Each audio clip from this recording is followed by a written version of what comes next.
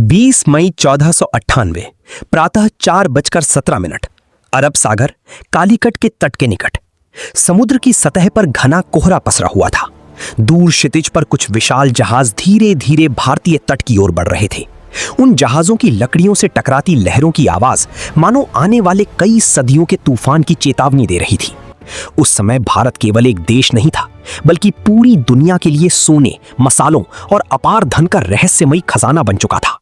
Europe की गलियों से लेकर अरब के बाजारों तक भारत की दौलत की कहानियां फुसफुसाहटों की तरह फैल चुकी थीं। काली मिर्च को काले सोने का दर्जा दिया जा चुका था और भारत की मिट्टी से निकलने वाला हर मसाला यूरोपीय राजाओं के लिए सत्ता का प्रतीक बन गया था।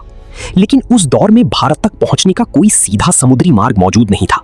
अरब व्यापारी और ओटोमन साम्राज्य इस व्यापार पर अपना नियंत्रण बनाए हुए थे। यूरोप के राजाओं को लगता था कि जब तक भारत तक सीधा रास्ता नहीं मिलेगा, तब तक उनका साम्राज्य अधूरा रहेगा। इसी लालच ने यूरोप के समुद्री अभियानों को जन्म दिया। पुर्तगाल का राजा Manuel the first of Portugal अपने महल में बैठकर ऐसे व्यक्ति की तलाश कर रहा था जो मौत से भरे समुद्र को पार करके भारत तक पहुंच सके। उसी समय पुर्तगाल की गलियों में एक नाम तेजी से उभर रहा था, वास्को दा गामा। वो केवल एक नाविक नहीं था, बल्कि समुद्र के अंधेरे को पढ़ कहा जाता है कि बचपन से ही उसे तूफानों के बीच जहाज चलाने का जुनून था। उसकी आंखों में समुद्र के प्रति एक अजीब आकर्षण था, जैसे वो जानता हो कि उसकी किस्मत किसी विशाल खोज से जुड़ी हुई है। 8 जुलाई 1497 को लिस्बन के बंदरगाह से 4 जहाज रवाना हुए। हजारों लोग किनारे पर खड़े उन जहाजों को देख रहे थे, लेकिन किसी को यह अंदाजा नहीं था कि ये यात्रा आने वाले समय में पूरी दुनिया की राजनीति बदल देगी। जैसे जैसे जहाज अफ्रीका के पश्चिमी तट की ओर बढ़ते गए, समुद्र का व्यवहार बदलने लगा। कई दिनों तक सूरज दिखाई नहीं दिया। रातों में जहाजों के आसपास अजीब आवाजें सुनाई देती थीं। नाविकों के बीच ये डर फैल चुका था कि वे दुनिया के आखिरी छोर की ओर बढ़ रहे हैं। उस समय यूरोप के बहुत से लोग मानते थे कि समुद्र के पार राक्षस रहते हैं और पृथ्वी का अंत एक अंधी गर्त में होता है। लेकिन वास्को डी गामा के भीतर का जुनून इन कहानियों से कहीं अधिक खतरनाक था। कई नाविक बीमारी से मरने लगी।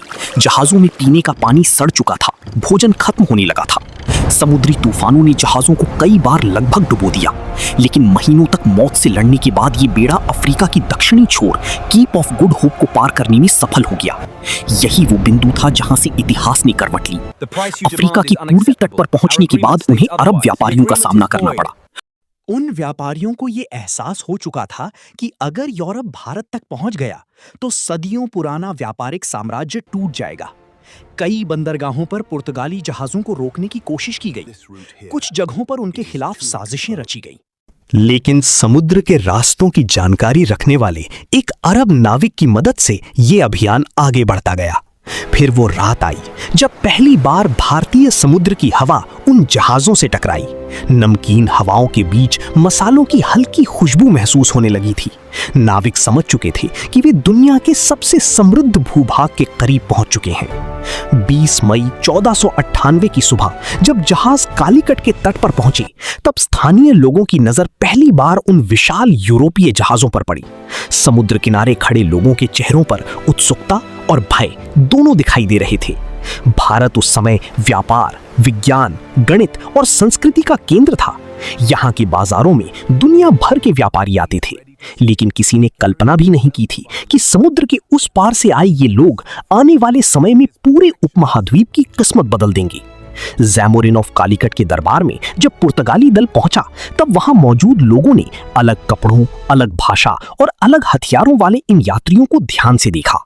शुरुआत में ये केवल व्यापारिक संबंध जैसा दिखाई देता था, लेकिन इसके पीछे यूरोप की साम्राज्यवादी भूख छिपी हुई थी।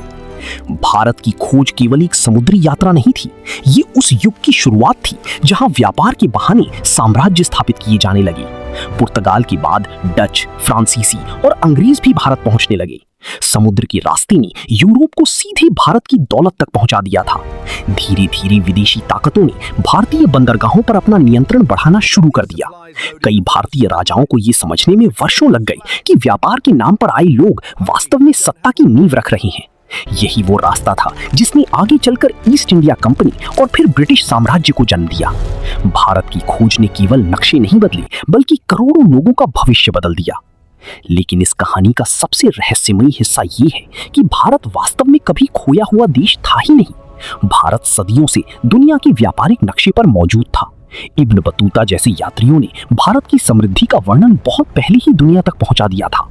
असल में खोज भारत की नहीं बल्कि उस समुद्री रास्ते की हुई थी जिसने यूरोप को सीधी भारतीय महासागर तक पहुंचा दिया, और उसी रास्ते ने आने वाले 400 वर्षों तक दुनिया की राजनीति, व्यापार और युद्धों की दिशा तय की।